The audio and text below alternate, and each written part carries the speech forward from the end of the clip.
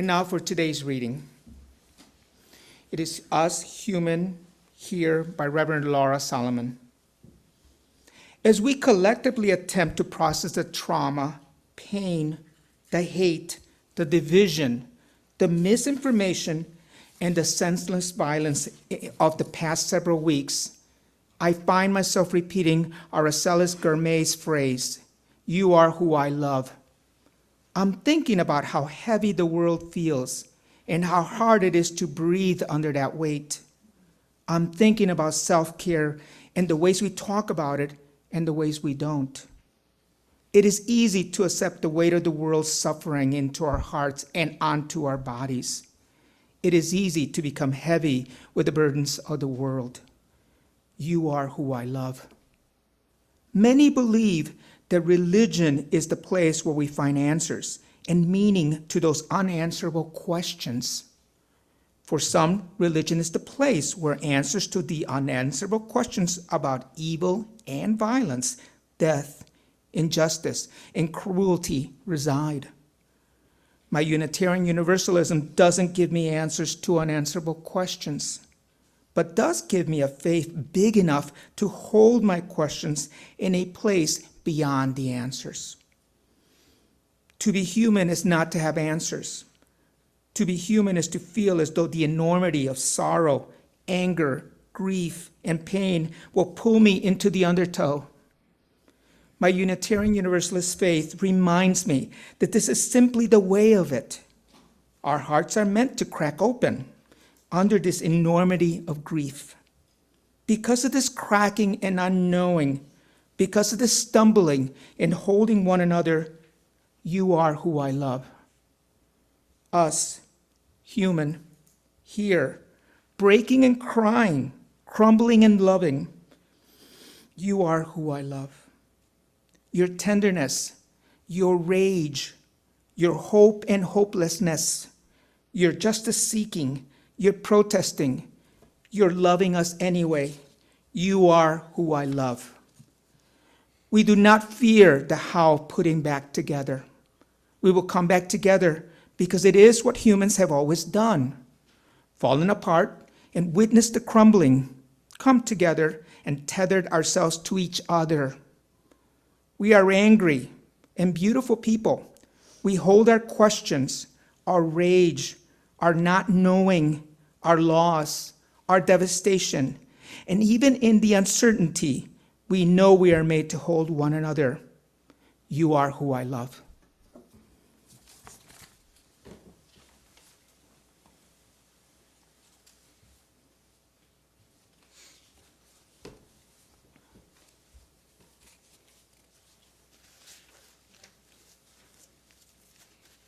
That one got me a little teary.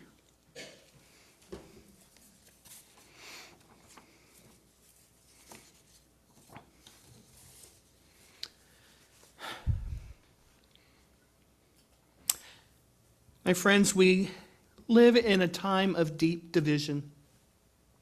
We are surrounded by ideological, political, and social chasms that seem impossible to bridge.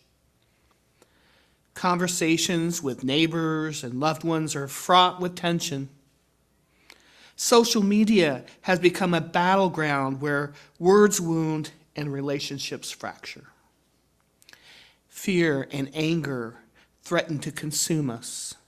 And many of us are left wondering, how do we navigate this world without losing ourselves in the chaos? It can be tempting. It can be tempting to withdraw, to retreat into the safety of our own bubbles, or to meet hostility with hostility. But as Unitarian Universalists, we are called to embrace love, not as a weak or naive response, but as a powerful, radical tactic in the struggle for justice and healing. However, we live in a world that often tells us that love is fleeting, that it's something we give when we have extra, that it's a luxury rather than a necessity. But love is not an afterthought. It is the foundation of everything we do. It is not weak. It is not passive. Love is not simply the absence of hate, but the presence of courage, the embodiment of resistance, and the ultimate strategy for justice. I think love is the most powerful force in our lives and in our world. Not the sentimental love of greeting cards or romantic comedies, but the fierce, unwavering, transformative love that has the power to protect, heal, and change the world. It's both a shield to defend against harm and a sword to cut through hate. And love is not simply an emotion we feel, it's a discipline we practice. Love is a discipline. It's an offensive strategy against hatred and fear. And it's a shield that protects our spirits, and it's a bridge that connects us even when forces try to pull us apart. When we look at the world today, we may ask, how can love possibly make a difference? My answer to you is this: love is the only thing that ever has. Love is both our best offense against hatred and our most powerful offense. Love is both our best defense against hatred and our most powerful offense against injustice. In this regard, we can envision love as both a sword and a shield. So let's start with love as our defense. In the Hebrew tradition, there is a beautiful phrase, tikkun olam, which means the repair of the world. But we cannot repair the world if we are too battered and broken ourselves. So love then becomes the balm that heals, the shelter that protects, the boundary that keeps toxicity at bay. And when we love ourselves deeply, we recognize our worth and refuse to let cruelty define us. When we love one another fiercely, we create communities where all can find safety and belonging. Love shields us from despair when the news cycles are filled with violence and hatred. Love allows us to rest, to recover, to hold each other through life's storms. And as I said, this kind of love is not passive, it's intentional. It's the love that fuels movements, sustains activism, and keeps us from burning out when the world feels overwhelming. In these trying times, love protects us from becoming what we resist.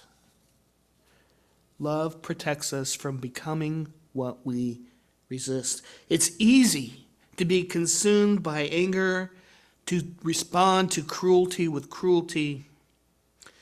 But when we let anger rule us, we lose sight of our values. Love is the force that keeps us grounded, reminding us of our shared humanity. It's what allows us to see past the rhetoric and recognize the woundedness in others.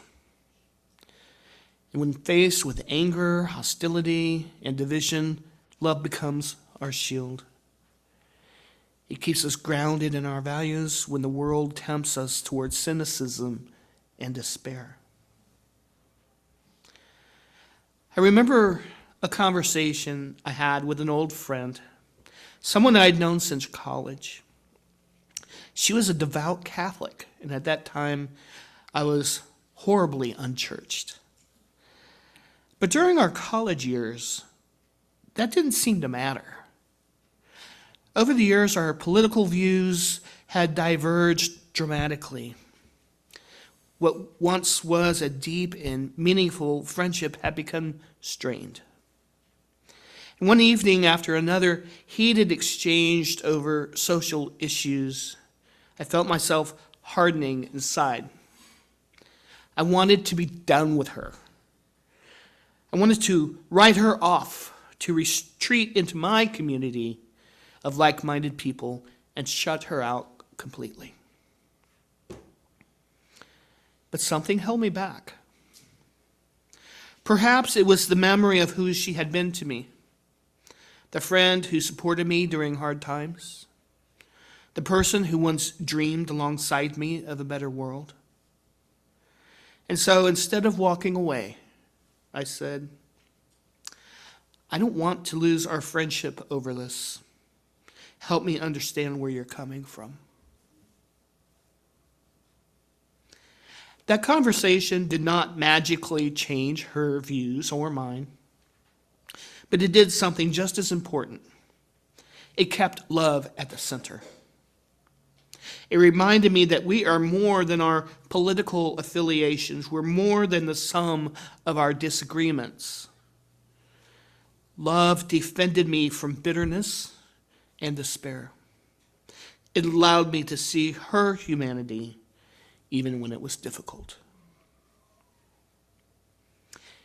In our own lives, we will face moments when we want to shut down, to give up, to retreat into comfortable isolation and to hide behind a shield. But love as a defense means choosing to stay open. It means allowing our hearts to be tender even when the world urges us to be hardened. It means refusing to dehumanize those who think differently from us.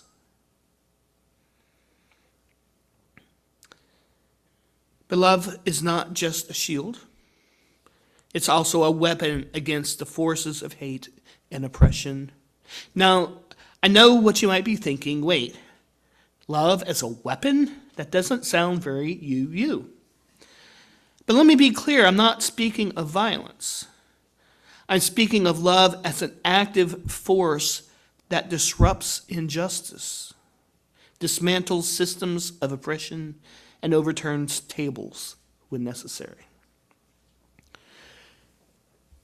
As an offensive tactic, as a sword, love is bold and proactive. It challenges systems of oppression head on. Love says, this is not okay, and I will not stand by while harm is being done.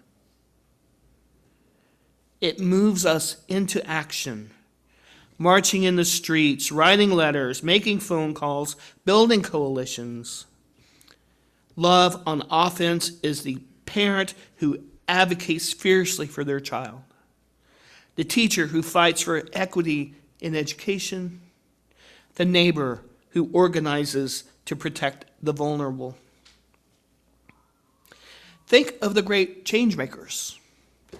Dr. Martin Luther King Jr., Mahatma Gandhi, John Lewis, and many activists throughout history who have wielded love as their weapon, as their sword. They used love as a direct challenge to the systems of racism and oppression. I once met an elder UU in a congregation who had been part of those marches in the 60s. She told me about a moment when she was standing in the front of a line of police officers, armed with batons and tear gas. She said she was terrified.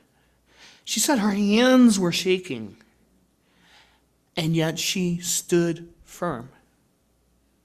She looked into the eyes of the officer in front of her, and she said, I am here because I love you too. And I will not move. These pioneers met violence with nonviolent resistance, not out of weakness, but out of profound strength. They did not simply respond to hate with avoidance. They engaged it head on with radical love, with the kind of love that says, I will not let your hatred define the world my children will inherit. That's important. I will not let your hatred define the world my children will inherit.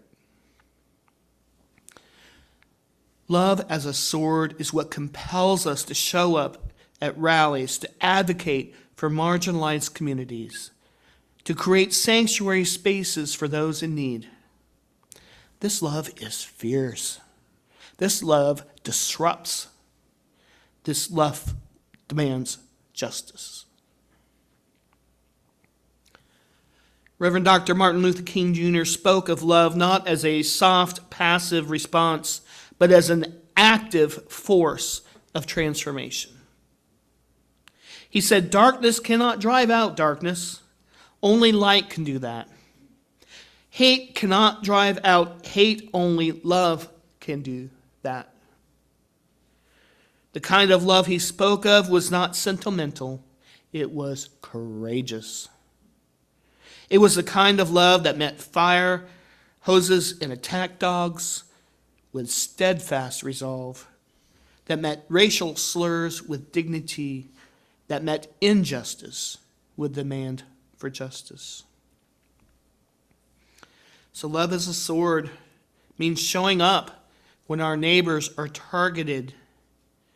It means speaking out when silence would be easier.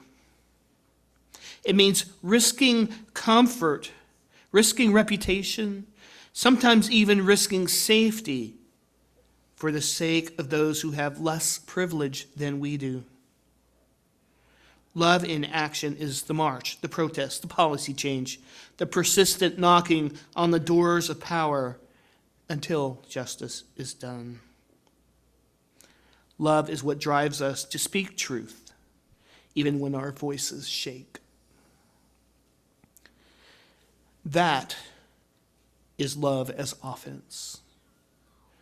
Love that does not back down in the face of injustice. Love that refuses to hate, even when hate seems justified. Love that asserts again and again that a better world is possible. So how do we practice this kind of love? How do we make both love our defense and our offense in a world that feels so divided? This is the real work, and it's challenging work. I know for myself that it is far more easy to rage and rant and vent and see the others as enemy to be reviled. I know, I do it too. But I urge us all to return back to our UU values, that love is the center of what we do. We need to live into the faith that we say we uphold.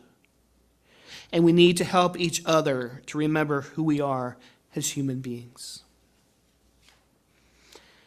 First, we start by recognizing that love is a choice that we make daily. Have you heard that before? Love is a choice, and we make it daily. It's not just a feeling, it's an action. We choose love when we listen deeply to those who are hurting. We choose love when we set boundaries with those who wish us harm. We choose love when we challenge the dehumanization of others, even in the smallest of ways. Second, we must be willing to be uncomfortable. Love that does not challenge us is not real love, it's convenience. True love calls us out of complacency. It urges us to grow, to stretch, to become more than we were yesterday. Of course, love is not easy. It demands more from us than anger ever could. It requires patience when we want quick fixes. It calls us to show up when we'd rather walk away. It asks us to see beyond our own pain and into the pain of others. It calls us to choose compassion over contempt. It's easy to belittle those we disagree with, to see them as enemies rather than fellow human beings. But love asks us to look deeper. So engage. Don't retreat. Avoiding difficult conversations may feel safer, but it does not create change. Stay in the conversation. Keep showing up. Fight for justice with love at the center. Let your activism be fueled not by rage, but by a deep commitment to love and dignity for all people. And if you don't hear anything else I say today, hear this. Refuse to become what you oppose. Do not let anger turn you into a mirror image of the hatred you resist. Hold on to your humanity. Trust in the power of transformation. People can change. Minds can open, hearts can soften. Believe in the possibility of healing, even when you don't see it yet. Love is not always the fastest path. It's not the easiest strategy, but it is the only one true way that truly transforms. So every day we have a choice. We can choose love, or we can choose fear. We can choose love, or we can choose indifference. We could choose love, or we can choose to contribute to the divisions that keep us apart. Love is not always the easy choice, but is the one that will sustain us. So go forth with love as your defense and love as your offense. Be bold, be unwavering, be kind, and know that in the great arc of history, love always wins. May that be so. We'll close with hymn 121. We'll build a land